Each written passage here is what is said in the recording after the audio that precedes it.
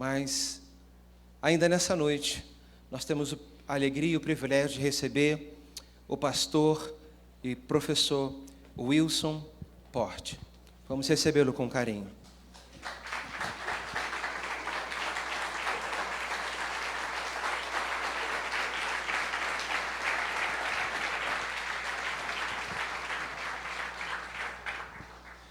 Paz do Senhor. Os irmãos podem se assentar. Abra comigo sua Bíblia na Epístola de Paulo aos Efésios. Epístola de Paulo aos Efésios.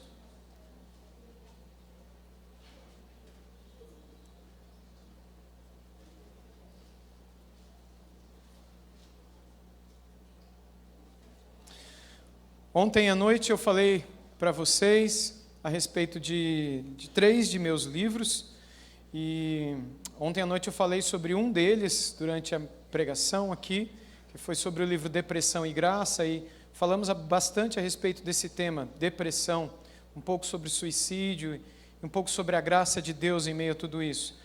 E há um outro livro chamado Unidos pela Cruz, e é um pouco sobre esse livro que eu quero falar hoje à noite com vocês.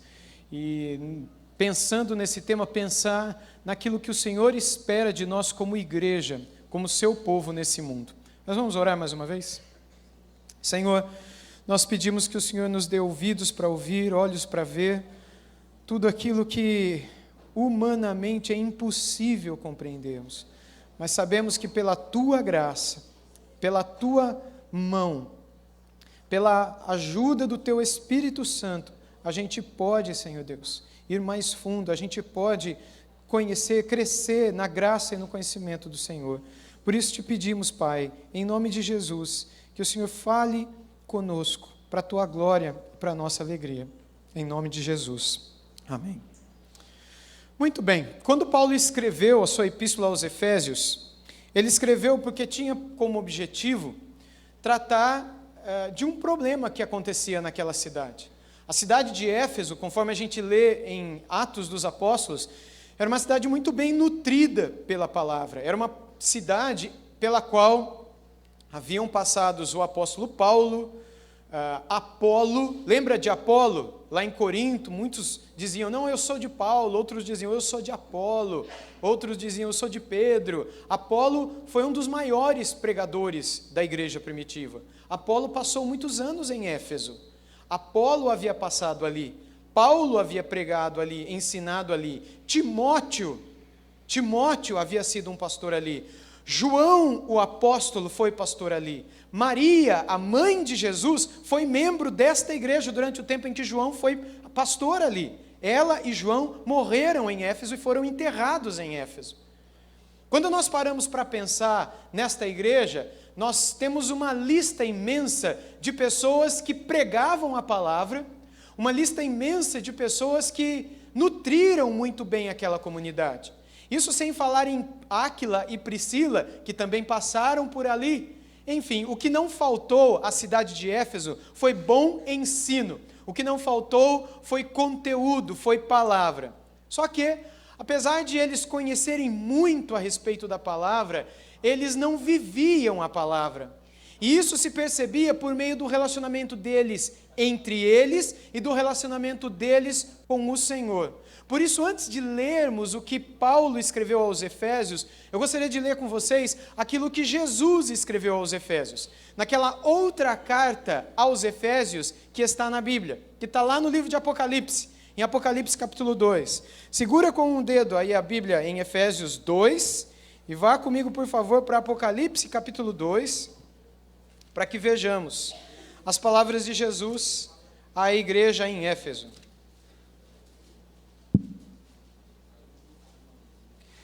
Aqui Jesus aponta para a mesma situação que Paulo também queria apontar. Ele diz assim: ao anjo da igreja em Éfeso escreva, estas coisas diz aquele que conserva na mão direita as 7 estrelas e que anda no meio dos 7 candelabros de ouro. Ou seja, aquele que tem o Espírito Santo e aquele que anda no meio das igrejas. Conheço as obras que você realiza, igreja em Éfeso. tanto o seu esforço como a sua perseverança. Sei que você não suporta os maus e que pôs à prova os que se declaram apóstolos e não são. E descobriu que são mentirosos. Você tem perseverança e suportou provas por causa do meu nome sem esmorecer. Ou seja, Jesus somente elogia os efésios até aqui, não é isso? Palavras de elogio, vocês conhecem muito bem. Vocês sabem identificar quando é um falso apóstolo, quando é um verdadeiro apóstolo, e eu elogio vocês por isso. Mas o verso seguinte continua dizendo: tenho, porém, contra você o seguinte: você abandonou o seu primeiro amor. Lembre-se, pois, de onde você caiu, arrependa-se e volte à prática das primeiras obras. Se você não se arrepender, virei até você e tirarei o seu candelabro do lugar dele. Mas você tem a seu favor o fato de que odeia as obras dos nicolaítas, as quais eu também odeio. Quem tem ouvidos, ouça o que o Espírito diz às igrejas. Ao vencedor darei o direito de se alimentar da árvore da vida que se encontra no paraíso de Deus. Mais uma vez, Jesus diz, eu elogio vocês, porque vocês sabem identificar as obras dos nicolaítas, as quais vocês odeiam e eu também odeio. Ou seja, os membros daquela igreja eram capazes de perceber quando uma comunidade que se dizia cristã, na verdade, era uma falsa igreja. Era uma igreja cheia de heresias. Era uma igreja cheia de mentiras, mas que falava do nome de Deus, falava do reino de Deus, falava do poder de Deus, falava do nome do Senhor. Mas eram mentirosos. Eram uma falsa igreja. Mas a maioria das igrejas não percebiam isso. A maioria das pessoas não eram capazes de perceber isso. E eles eram. Por quê? Porque veja quem passou por aquela cidade. Veja quem ensinou aqueles irmãos. Imagine que vocês passaram por aqui pastores como Paulo. Paulo passou 3 anos pregando aqui. O quanto vocês cresceriam na fé? Imagina que depois de Paulo, Timóteo, junto com ele, Apolo, Áquila, João. Era para essa igreja saber pouco ou muito da palavra? Muito da palavra. É por isso que eles são elogiados, não somente por Paulo, na epístola que ele escreveu aos Efésios, mas pelo próprio Jesus. E o que ele vai dizer para a igreja aqui, Jesus eu tenho contra você o fato de que vocês deixaram o primeiro amor. Ou seja, vocês deixaram de amar a Deus. E a consequência natural de deixarmos de amar a Deus é deixarmos de amar o próximo. E quando deixamos de amar o próximo, nós deixamos de nos unir por aquilo que é o mais importante, que é a mensagem da cruz, o Evangelho, e acabamos nos dividindo por coisas pequenas, por coisas bestas, por coisas tolas, por coisas mínimas, e acabamos nos afastando uns dos outros, e ao invés de sermos o povo da cruz, nos tornamos um povo dividido, um povo quebrado. Ao invés de sermos o povo da cruz, que se une pela cruz, que abraça para pregar e para adorar a mensagem da cruz que nos salvou, a qual amamos e até morrermos queremos proclamar, como cantamos no hino Rude Cruz. Ao invés disso, nós nos afastamos. Por quê? Porque perdemos o primeiro amor, e a consequência é deixarmos o segundo amor. E ao invés disso, começamos a construir ministérios, construir nomes, reputação, vanglória, construir coisas que atraem a atenção das pessoas para nós e não do Senhor. E com isso nos dividimos. Com isso criamos paredes de separação. Com isso criamos inimizades que são disfarçadas quando nos reunimos para cantar para Jesus. Que se disfarçam hipocritamente quando nos reunimos para cultuar o Senhor, como se nada estivesse acontecendo. Mas o Senhor que veio do céu, Ele pode até elogiar um ponto ou outro na nossa vida, como Ele fez com esta igreja. Mas sem dúvida nenhuma Ele vai dizer, eu tenho algo contra vocês, e o fato é, vocês não me amam como vocês me amavam no começo.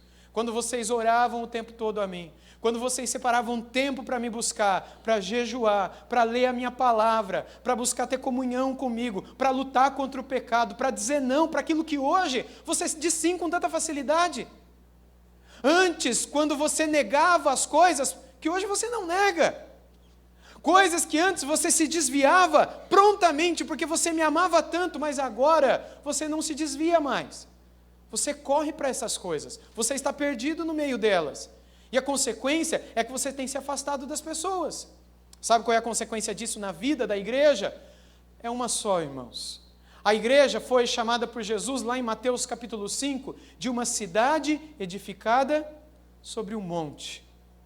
E essa cidade, ela só brilha quando os membros estão ligados uns aos outros, quando estamos unidos pela mensagem da cruz, quando estamos vivendo a amizade cristã, quando estamos nos dando um pelo outro, quando estamos considerando um ao outro, quando nos lembramos uns dos outros, quando não disputamos uns com os outros. Isso não diz respeito apenas às igrejas locais e aos membros de uma comunidade local, mas também igrejas com outras igrejas.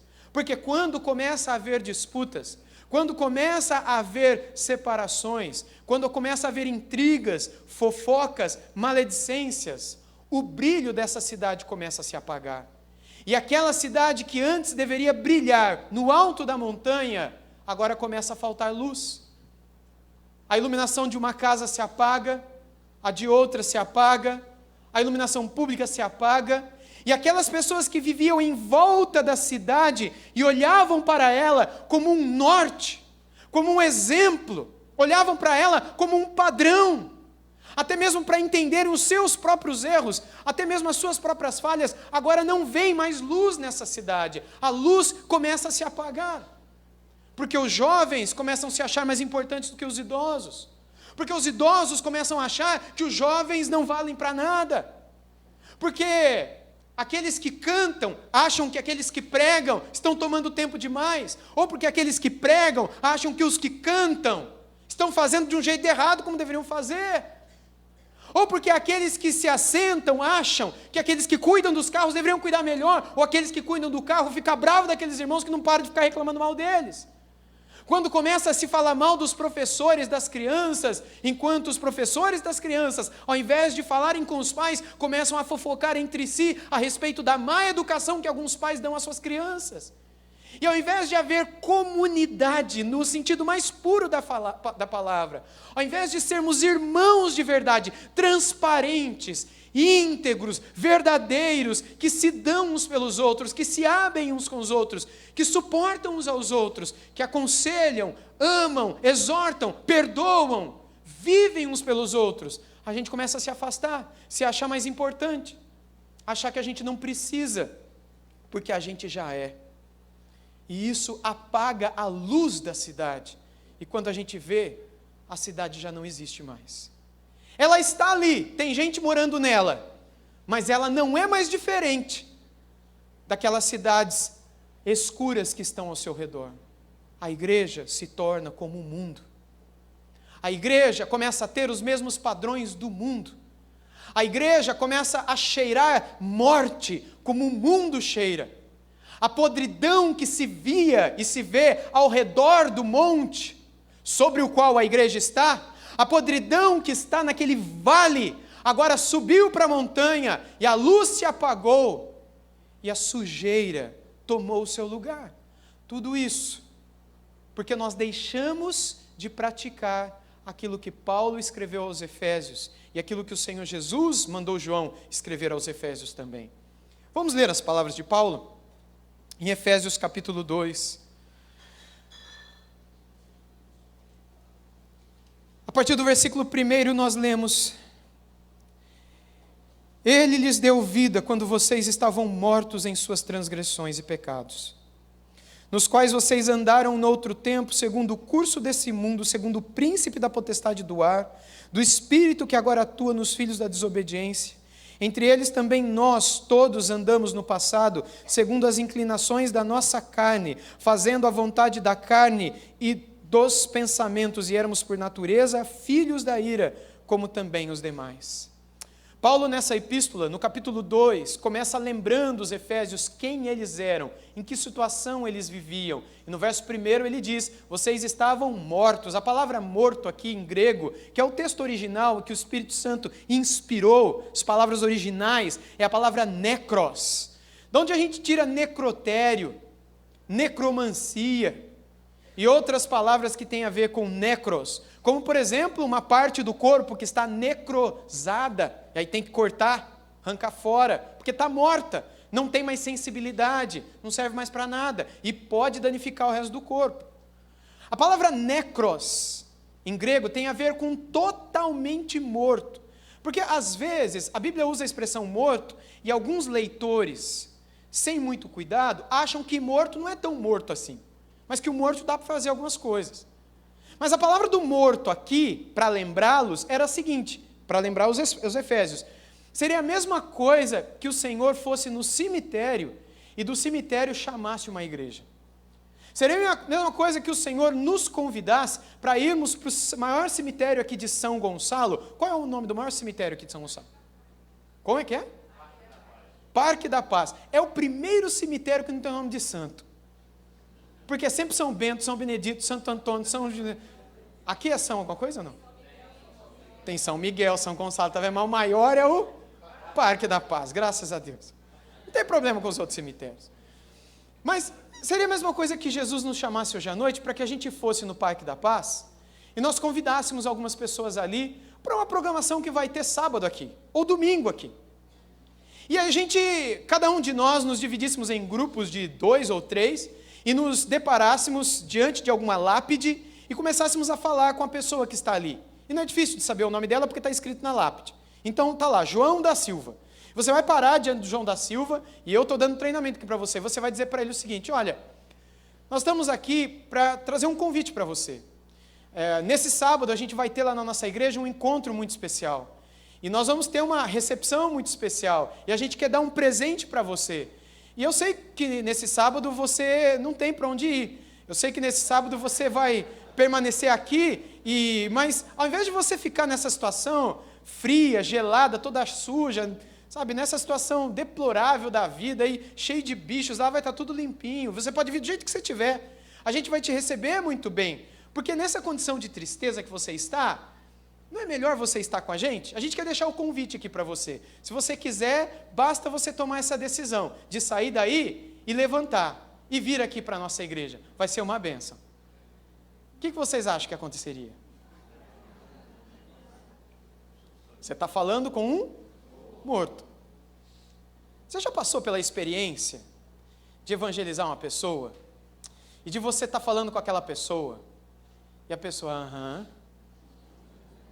E aí você está falando, isso já aconteceu comigo, com algumas pessoas, né? Principalmente pessoas mais idosas do que eu. E a pessoa no final ela fala, nossa, mas que bonitinho. É isso mesmo. Mas você sabe que entrou aqui e saiu ali. E aí você fala de novo, e você evangeliza de novo. Você tem vontade de rachar a cabeça no meio, colocar a Bíblia dentro. E não muda nada.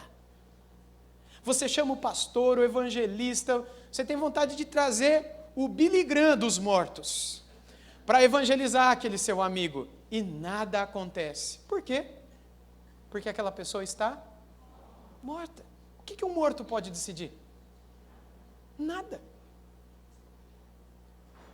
É loucura imaginar que um morto pode tomar uma decisão, a menos que um milagre aconteça. Na Bíblia, várias vezes mortos ressuscitaram. Lembra de Lázaro?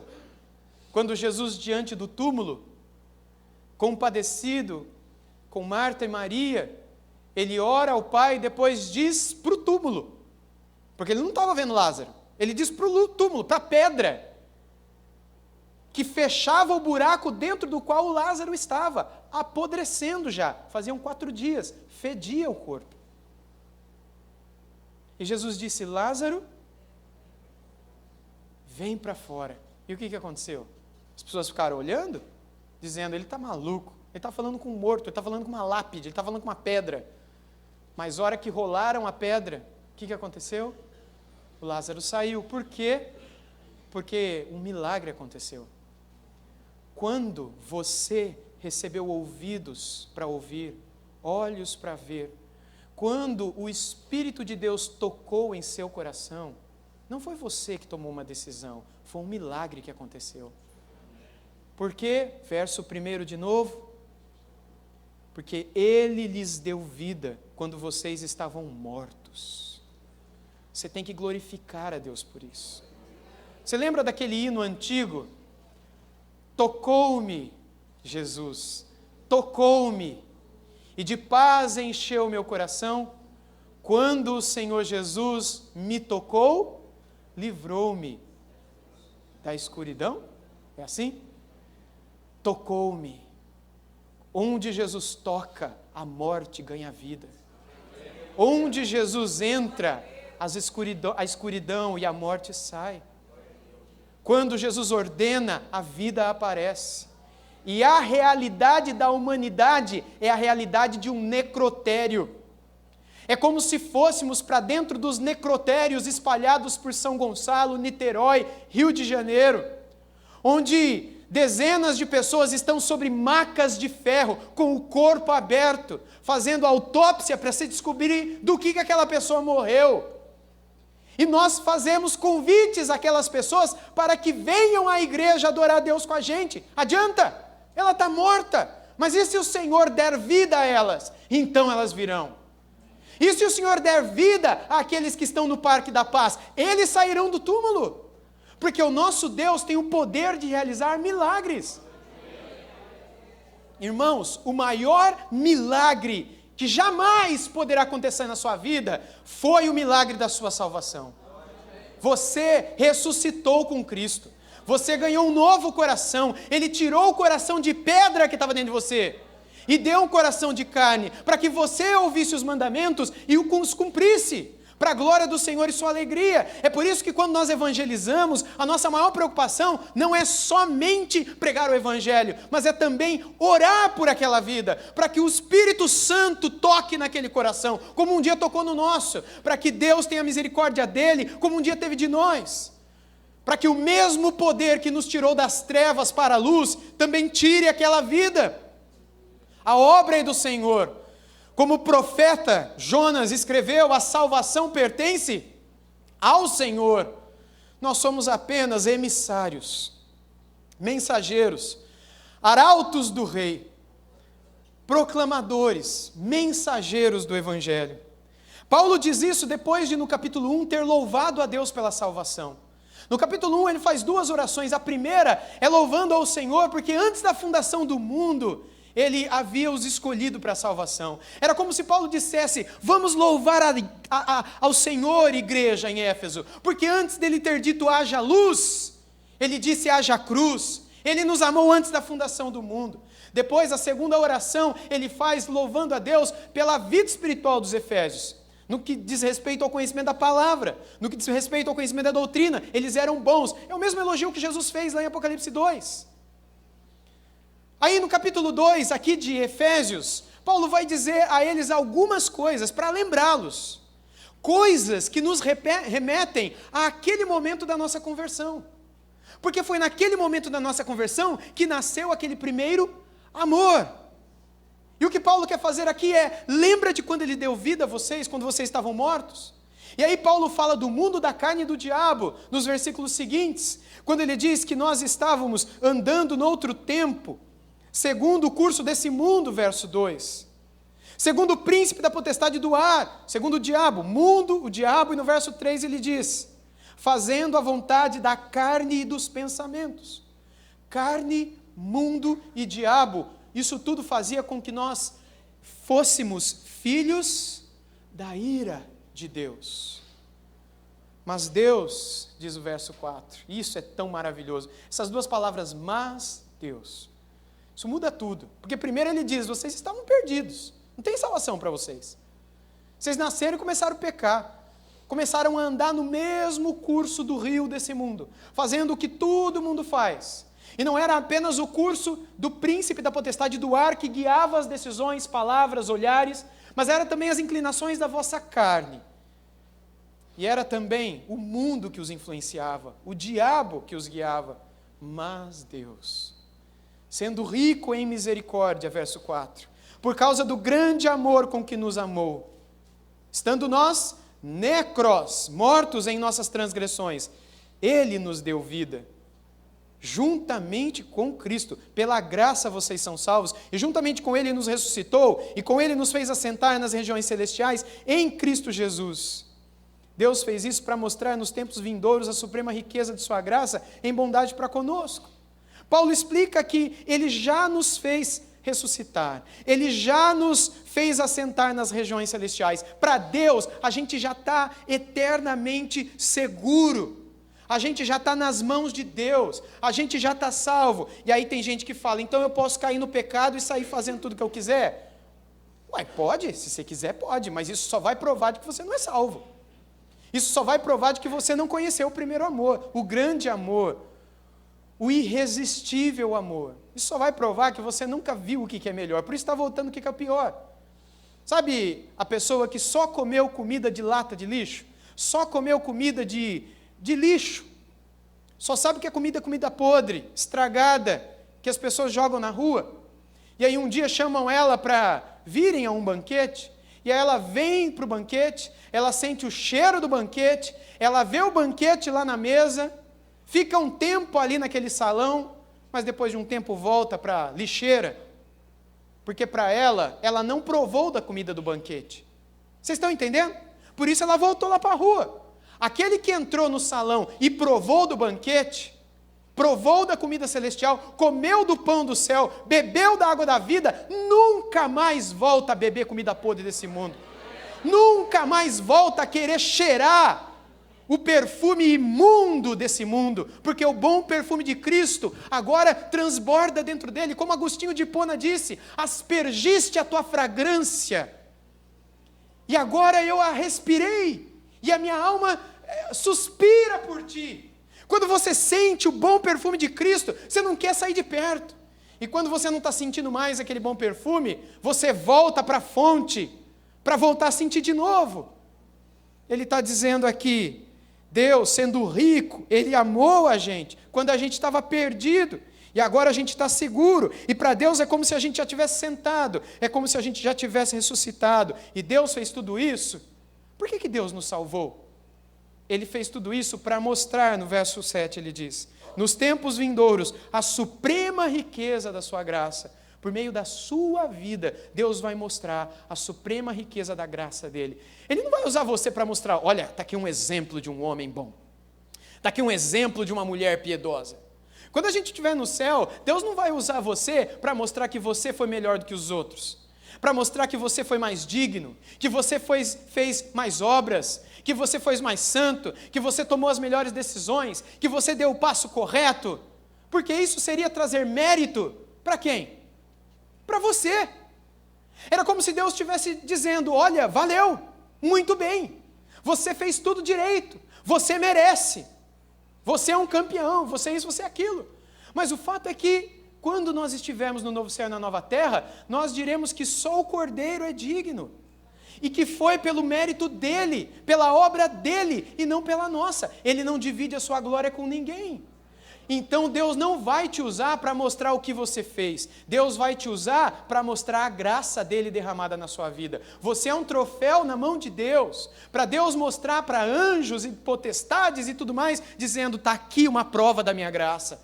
Eles não mereciam, eles estavam condenados, eles estavam perdidos, eles estavam mortos, mas eu dei vida, porque a minha graça foi derramada sobre eles, porque eu tive misericórdia deles.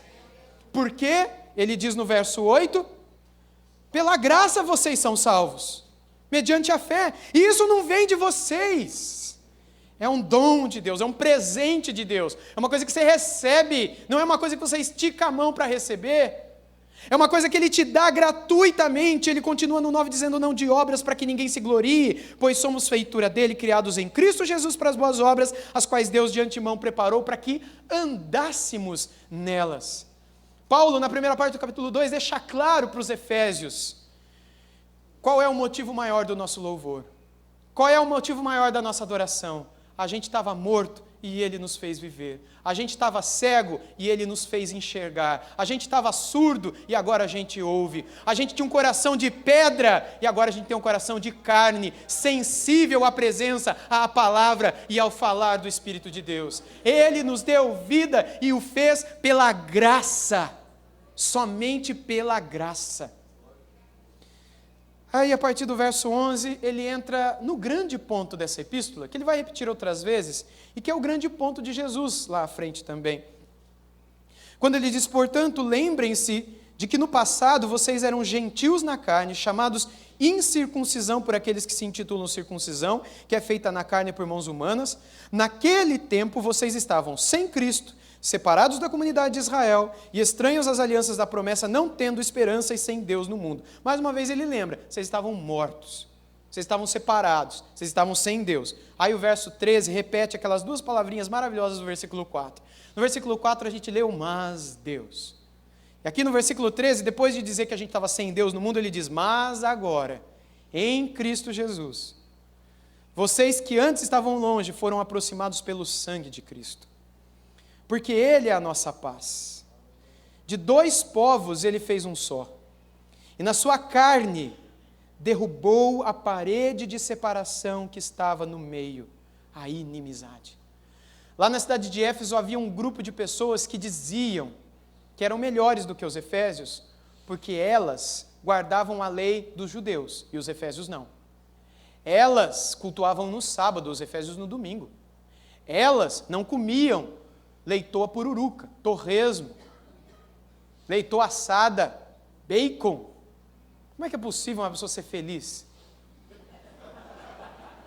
E os judeus diziam, como nós não comemos presunto, carne de porco, e vocês, efésios, comem, vocês estão mais longe do que nós de Deus. E mais, vocês não são circuncidados, nós somos. E mais, vocês não guardam as festas, o calendário judaico, nós guardamos. E eles se achavam mais do que os efésios, porque eles eram herdeiros da lei judaica e cumpriam o Antigo Testamento ainda, mesmo sendo cristãos. Uma espécie de cristãos, de judeus messiânicos. E esse povo deu tanto problema para os apóstolos. Quase todas as epístolas do Novo Testamento foram escritas para combater os erros que esse povo ensinava dentro das igrejas. E aqui Paulo está dizendo isso. Vamos ler de novo. No verso 14, porque Ele é a nossa paz de dois povos. Que dois povos são esses? Os judeus e os gentios. Os judeus e os não judeus. De dois povos Ele fez um só, não tem mais dois. E na sua carne derrubou as paredes de separação que estava no meio, a inimizade. Agora não tem mais um Deus que se entrega para um povo específico, uma nação, uma etnia específica, e para o restante do mundo o Senhor faz vistas grossas ou trata de outra forma. Não existe uma aliança para com Israel e outra aliança para com o resto do mundo. Na nova aliança, que pelo sangue de Cristo, por isso ele cita o sangue de Cristo aqui, nós todos estamos imergidos, estamos irmanados, estamos unidos. Uma vez que estamos debaixo desse sangue, uma vez que o sangue de Cristo faz cobertura sobre nós, porque esta é a cobertura espiritual que a gente tem, a do sangue do Cordeiro, desde que isso está sobre nós, nós somos um novo povo, debaixo de uma nova aliança. E ele continua no 15, Cristo aboliu a lei dos mandamentos na forma de ordenanças, para que dos dois criasse em si mesmo uma nova humanidade. Não é especial isso? Fazendo a paz. Por que nova humanidade? Porque a outra estava morta. A outra não podia buscar a Deus. A outra não podia se consertar. A outra não podia, nem que quisesse, tomar uma decisão e buscar a Deus. Porque que decisão que o morto toma? Que decisão que o morto toma? Habilitado a que o morto é? Capaz de fazer o quê? Um corpo no necrotério? Faz o quê? Decide o quê? É hábil para quê? Por mais que tenha sido a pessoa mais habilidosa quando viva, agora nada mais é capaz, a menos que um milagre lhe dê vida e lhe retorne as capacidades de tomar as decisões. E é Paulo que Paulo está dizendo aqui. Ele nos deu vida. Ele restaurou em nós a capacidade de agora buscarmos a Ele. Ele nos deu não só um novo coração, mas um novo olho, um novo ouvido, uma nova boca, nós somos uma nova criatura, um novo homem, uma nova humanidade. e reconciliasse, 16, ambos em um só corpo com Deus, por meio da cruz, destruindo a inimizade por meio dela. O ministério de Cristo foi chamado também de o ministério da reconciliação, e este é chamado lá na frente, quando Paulo escreve suas epístolas, como um ministério que foi dado a nós também. Como que dizendo que nós recebemos o ministério da reconciliação. Porque Deus veio para nos reconciliar consigo mesmo. E Deus destruiu toda a barreira, toda a inimizade. A igreja é chamada à unidade, porque não existe mais barreiras de inimizade. Quando barreiras de inimizade surgem da igreja, é porque você e eu construímos. E quando a gente faz isso, a gente ofende o Espírito Santo de Deus. Quando a gente faz isso, a gente atrai a ira de Deus sobre nós. Mas e quando alguém me ofende? E quando alguém fala mal dos meus filhos? E quando alguém fala mal do meu marido, ou fala mal da minha esposa? E quando alguém levanta uma calúnia a respeito da minha pessoa? O que é que eu faço, pastor? Você cumpre Mateus 18. Vai entre ti e aquela pessoa. Mostre o pecado dela. Se ela te ouvir e se arrepender, ganhaste o teu irmão. Não tem que falar mais para ninguém. Se ela não te ouvir, volta. Fala com 2 ou 3 testemunhas idôneas, maduras, volta a falar com aquela pessoa. Se ela não se arrepender do pecado dela, volta. Se ouvir, você ganhou o teu irmão. E não é para falar para mais ninguém. Mas se não ouvir, você volta. E agora sim, não é mais para contar para 5, para 6, é para contar para a igreja inteira. Jesus falou em Mateus 18. Agora dize-o à igreja. E a igreja toda vai falar com aquela pessoa. Se aquela pessoa se mantiver obstinada no pecado, o que é para fazer? Considerar gentil e publicano. Porque o que tiver ligado na terra será ligado no céu, e o que desligares na terra será desligado no céu, Jesus falou. E ele conclui dizendo, porque onde estiverem 2 ou 3 reunidos em meu nome, ali estarei eu no meio dele. Para quê? Para resolver conflitos. O contexto dessas palavras de Jesus, onde estiverem 2 ou 3 reunidos em meu nome, eu estarei no meio deles, é no contexto de irmãos resolvendo problemas entre si. Não é no contexto do culto, embora no culto Jesus está presente também. Mas quando Jesus disse essas palavras, elas foram ditas no contexto de um irmão procurando outro irmão que pecou contra ele. Porque quando a gente não faz isso, a gente guarda amargura. E quando a gente guarda amargura, a gente peca. E quando a gente peca, a gente cria inimizade. E quando a gente cria inimizade, apaga a luz do lado de cá e apaga a luz do lado de lá. E nem o dízimo adianta você trazer. Porque Jesus falou que antes de trazer o teu dízimo, o que você tem que fazer? Voltar e se reconciliar com o seu irmão. Porque o dízimo vai acabar ajudando a igreja, mas Deus vai se sentir ofendido com aquela oferta.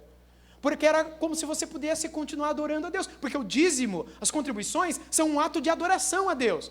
É como se você dissesse, eu vou adorar o Senhor, mesmo fazendo o que o Senhor mandou eu fazer. Não fazendo o que o Senhor mandou eu fazer. O Senhor mandou eu restaurar, eu não vou restaurar. O Senhor mandou eu perdoar, eu não vou perdoar. O Senhor mandou eu ir buscar, mas eu não vou buscar aquele irmão. Mas eu vou trazer o meu ato de culto aqui no dízimo. Isso é uma ofensa para Deus. E a igreja é feita de unidade. A igreja é feita de irmandade. A igreja é chamada de o santuário de Deus. E dentro do santuário existem santos.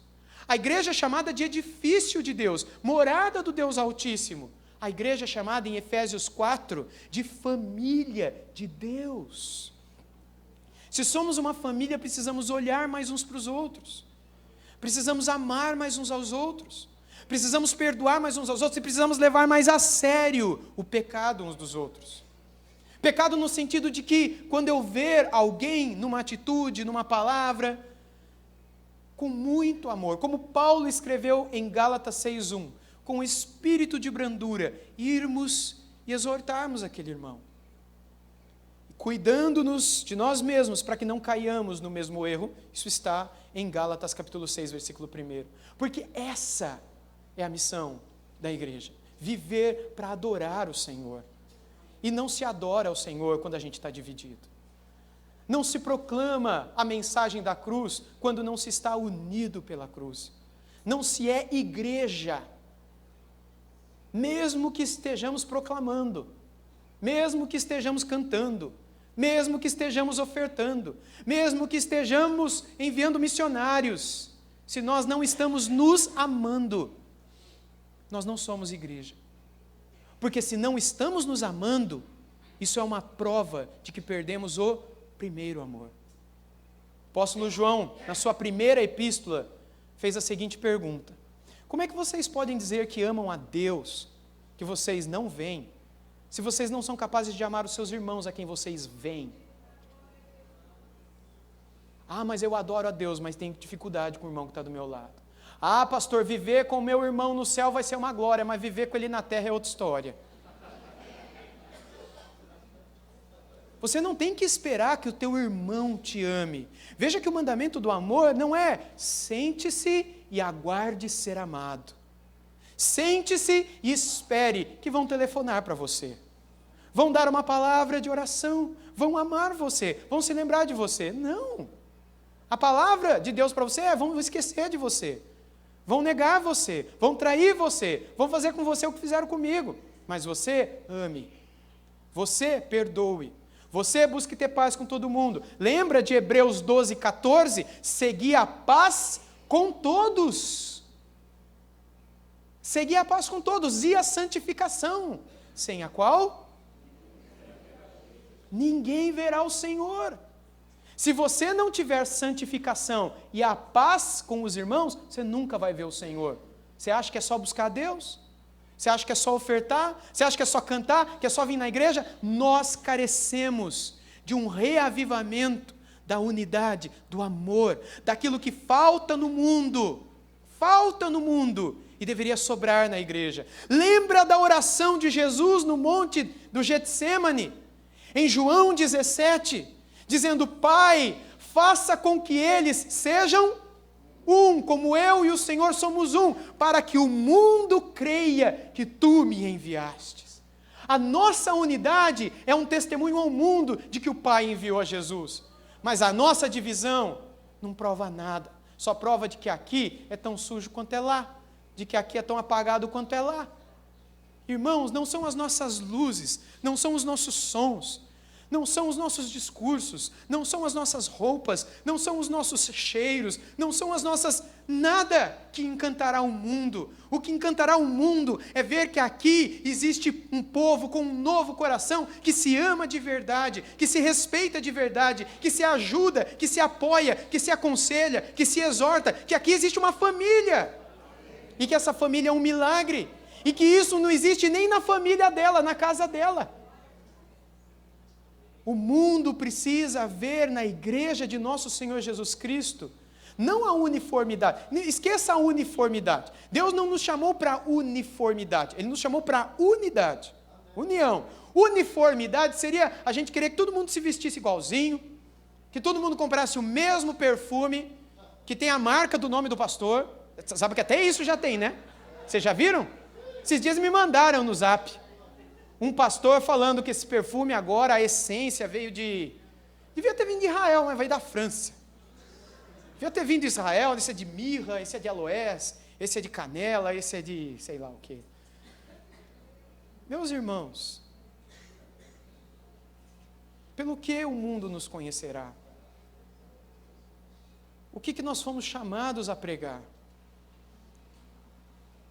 Que o mundo nos reconheça não por aquilo que nos envergonha, não por aquilo que denigre e que nos afasta do Senhor, porque nós poderíamos todo mundo ter o mesmo cheiro, o cheiro do pastor, né? A gente poderia ter todo mesmo a mesma roupa, vamos vestir todo mundo preto e branco, todo mundo preto e branco, tem que ser preto e branco, porque Deus é fiel.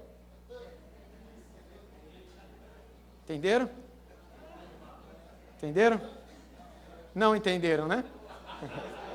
Tá bom, graças a Deus que vocês não entenderam. Porque o que eu falei agora não veio de Deus, daqui foi da carne, né? Estou falando do Corinthians, Deus é fiel, preto e branco. Ou, se eu fosse um pastor, que time você torce, pastor? Flamengo. Misericórdia, né?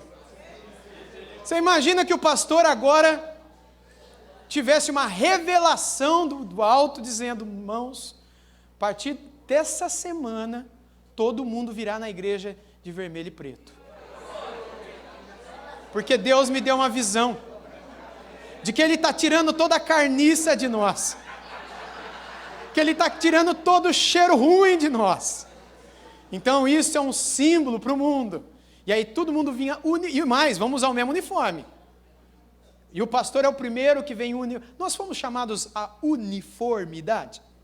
Não. Não é para ser todo mundo. Pelo contrário, a glória de Deus é maior quando em meio à nossa diversidade se nota a unidade. Como é que um povo tão diferente consegue ser tão unido? Como é que um povo onde você tem rico e tem pobre, tem escolado e tem analfabeto, um povo que vem de carro importado e um povo que vem de bicicleta, um povo que tem cabelo bonito, passa gel e outros que passa gel na barba, né? Como é que um povo tão diferente, gente que já viajou para o mundo e gente que nunca saiu do estado do Rio de Janeiro, gente que fala muitas línguas, gente que malemar sabe falar o português, como é que essas pessoas podem se amar tanto, tão diversas, mas tão unidas? Porque a nossa unidade, em meio à nossa diversidade, é uma prova de que o Espírito Santo de Deus habita em nós. A unidade é um milagre, irmãos. Se não fosse o Espírito Santo de Deus, a igreja não sobreviveria 50 anos na história. Se não fosse o Espírito Santo de Deus em nós, essa igreja não sobreviveria 10 anos. Mas porque o Espírito Santo de Deus está sobre nós, é que Ele nos faz perseverar até o fim, é que Ele nos dá unidade. Então, aquilo que Ele está operando, que a gente não destrua com as nossas frescuras, com as nossas manias, com as nossas fofocas, com as nossas intrigas, com a nossa chateação, com as nossas, frescuras. Aí você ficou chateado com outro dia, eu também não vou falar mais com ele. Peraí, você vai construir aquilo que Jesus veio para derrubar? A gente acabou de ler que ele veio para derrubar a parede da separação, destruiu a inimizade por meio dela, da cruz. De dois povos fizesse um só, fazendo a paz. No verso 17 ele diz, e quando veio, Cristo evangelizou paz a vocês que estavam longe, e paz também aos que estavam perto, porque por meio dele, ambos temos acesso a um só Pai, a um só Espírito. Veja, Jesus, por meio do apóstolo Paulo, e o Espírito Santo, por meio do apóstolo Paulo, querem comunicar à igreja o valor da unidade. Da mesma maneira como nós buscamos a santidade no Espírito, nós devemos buscar a paz uns com os outros. Lembrando de Hebreus 12:14, segui a paz com todos e a santificação, sem a qual ninguém verá o Senhor. E Paulo conclui dizendo o seguinte, versos 19 adiante, assim vocês não são mais estrangeiros e peregrinos, mas concidadãos dos santos e membros da família de Deus, edificados sobre o fundamento dos apóstolos e profetas, sendo ele mesmo, Cristo Jesus, pedra angular. Ou seja, a gente é família de Deus e a gente é edifício de Deus, do qual a pedra fundamental, o alicerce é Jesus. Verso 21. Nele todo edifício bem ajustado cresce, para ser um santuário. A gente não é só família, a gente não é só edifício, agora aqui a gente é santuário dedicado ao Senhor. Nele também vocês estão sendo edificados junto com outros para serem morada de Deus no Espírito. Família, santuário, edifício, morada, você. O que pode atrapalhar isso? A desunião. Aquilo que nasce no nosso coração e que acaba por nos afastar uns dos outros. Às vezes a gente precisa ouvir uma palavra dessa, irmãos. Às vezes nós precisamos nos lembrar de que tristezas e chateações que muitas vezes nos levam a se separar uns dos outros não agradam ao nosso Senhor. E essas separações podem muitas vezes nos levar à tentação de querermos falar mal uns dos outros, de querermos criticar uns aos outros, de querermos fofocar uns dos outros. E com isso, causarmos facções no meio do povo de Deus.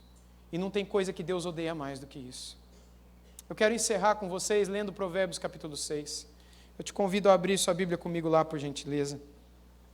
Provérbios capítulo 6.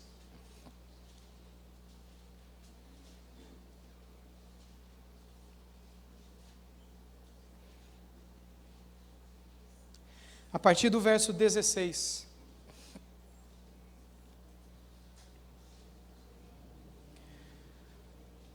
Provérbios 6,16 diz assim: 6 coisas o Senhor Deus odeia, e uma 7ª a sua alma detesta. Vamos contar aí as 6 que ele odeia e a 7ª que ele odeia mais ainda? Número 1, olhos cheios de orgulho. 2, língua mentirosa. 3, mãos que derramam sangue inocente. Sabe o aborto? Está aqui. 4, coração que faz planos perversos. 5, pés que se apressam a fazer o mal. E 6, testemunha falsa que profere mentiras. E sabe qual é a 7ª? Que a sua alma abomina o que semeia discórdia entre os irmãos, que semeia contendas entre os irmãos. Gente, isso daqui é muito forte. É muito forte. Aqui a palavra de Deus está dizendo que Deus odeia mais quem semeia discórdia no meio da igreja do que aquele que está realizando aborto numa clínica clandestina. Deus odeia mais o fofoqueiro do que o médico aborteiro. Não é isso que está aqui? Ou será que eu li errado? Ele diz que ele odeia, no 3º ponto, aquele que derrama sangue inocente. Mas ele diz que ele odeia mais ainda aquele que apaga o brilho no meio do seu povo.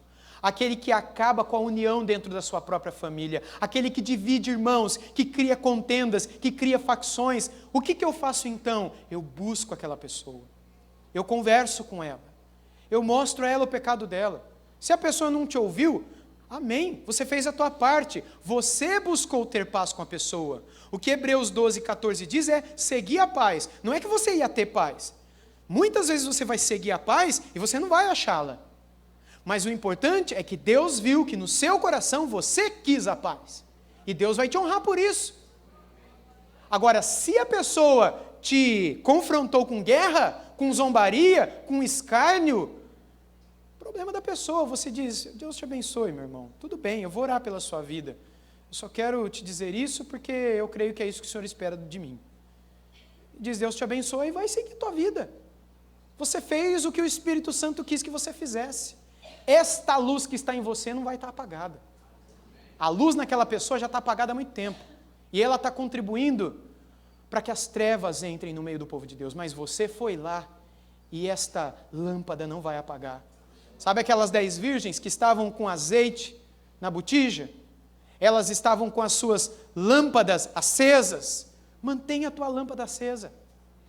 Pelo perdão, pela restauração, pela unidade, pela amizade, pela coinonia. Não deixe a congregação dos santos, como o autor de Hebreus escreve na sua epístola, porque isso glorifica o Senhor.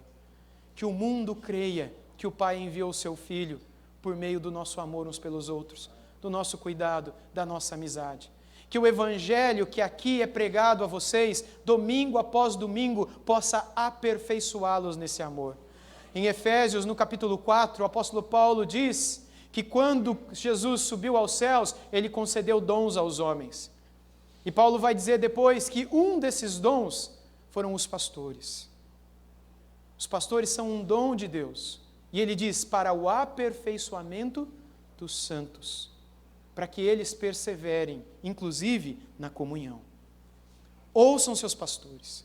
Ouçam aqueles que o Senhor colocou para alimentar vocês, para estudar com vocês, para discipular vocês, para ensinar vocês. Imite o procedimento dessas pessoas, destes homens, dessas mulheres, que são dons de Deus para a edificação da sua igreja. E a essa edificação vai gerar unidade. Unidade que dará testemunho, credibilidade para a mensagem que a gente prega para o mundo. Que Deus nos ajude e nos use. Amém? Vamos orar.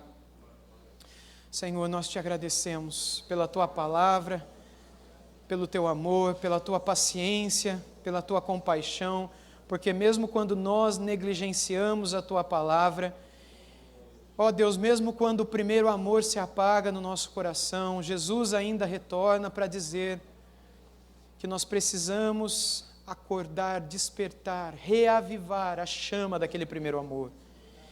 E um sinal de que isso aconteceu é que nós estamos amando uns aos outros. Senhor, aviva em nós, aviva neste teu povo o amor que gera a unidade. que a mensagem da cruz possa fazer de nós o povo da cruz, que glorifica o Senhor e testemunha àqueles que estão perdidos, sem olhos para ver, sem ouvidos para ouvir, sem sentidos, sem coração para sentir, que o Senhor enviou o teu Filho por amor a eles, e que quando nós estivermos pregando a mensagem da cruz, o Espírito possa tocar neles como um dia tocou em nós, e eles possam, ó Deus, ver a luz de Cristo em nossas vidas. Assim nós te pedimos agradecidos, pela graça do Senhor, que um dia nos tirou da morte e nos trouxe para a vida.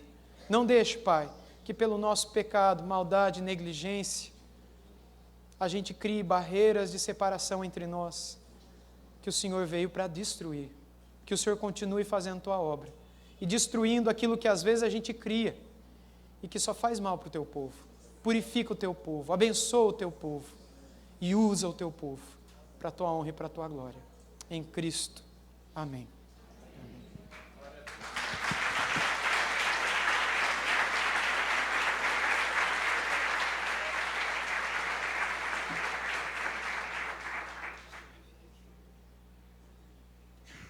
Vamos nos levantar. Estenda suas mãos para cá. Vamos orar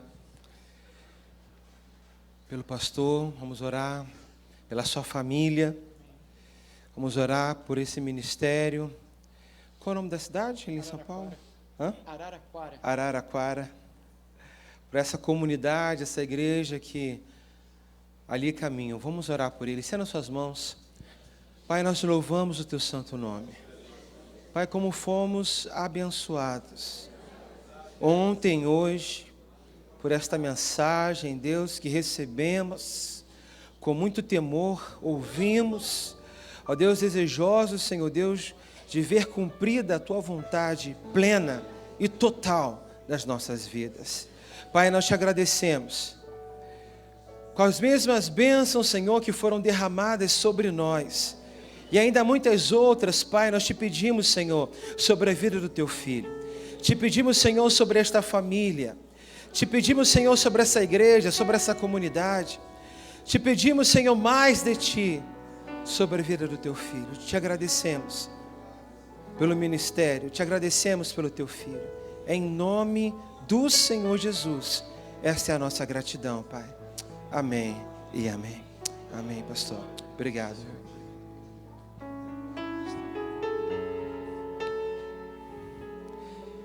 Quantos aqui estiveram quarta-feira passada?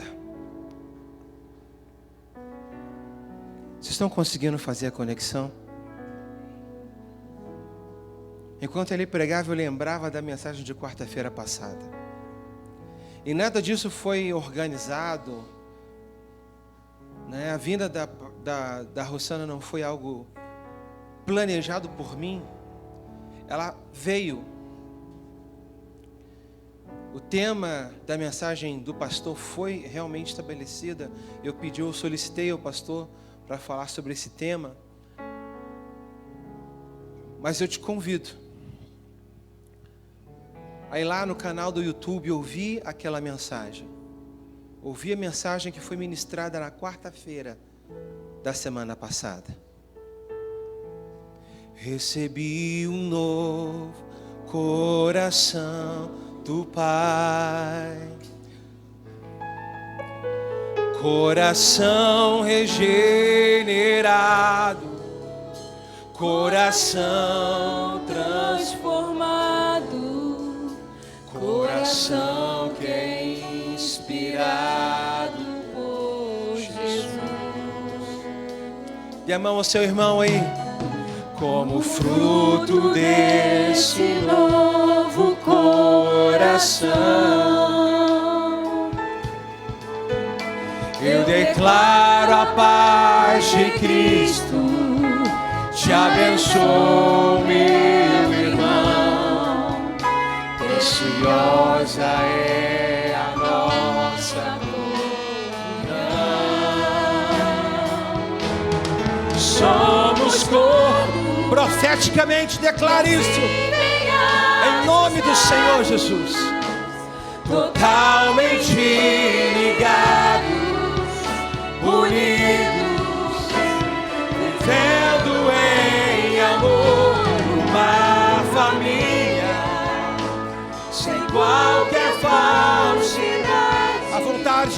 em nós. Vivendo a verdade, Expressando a glória do Senhor.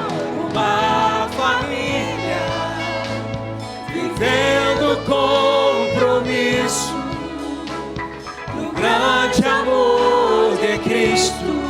Eu preciso de ti, querido irmão. Precioso és para mim, querido irmãos. Eu preciso de ti, querido irmão. Precioso és para mim, querido irmão.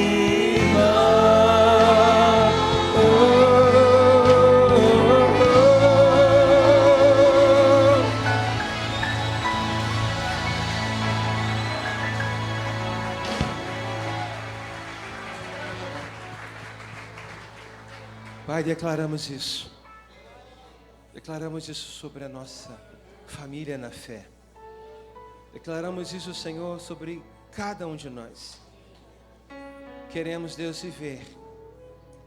viver plenamente a Tua vontade. Queremos, Senhor Deus, ser um modelo para aquelas famílias que não Te conhecem, aquelas famílias que ainda estão mortas no seu próprio senso, na sua própria verdade, no seu próprio juízo. Ah, Deus, queremos ser o Teu luzeiro cada vez mais. Queremos ser sal, que verdadeiramente salga. Queremos, Deus, receber cada um desses conselhos, cada uma dessas palavras que emanam verdade, Senhor, e viver na prática, e experimentar cada uma delas, e ver o Teu nome ser glorificado em nós e através de nós. Muito obrigado, Senhor, por esta noite. Te glorificamos, Deus, por esse tempo, por esse culto, por essa mensagem, pelo encerramento, Deus, dessas 2 ministrações desse seminário. Nós louvamos a Ti pela vida do pastor Wilson Porte. Te agradecemos, Senhor, e nos despedimos desse lugar gratos, Senhor, em nome do Senhor Jesus. Amém e amém. Deus te abençoe rica e abundantemente. Mas antes de sair, vamos cantar essa música de novo, e você vai abraçar pelo menos umas 3 pessoas, viu? Vai abraçando aí, esse irmão. Uma família sem qualquer falsidade, vivendo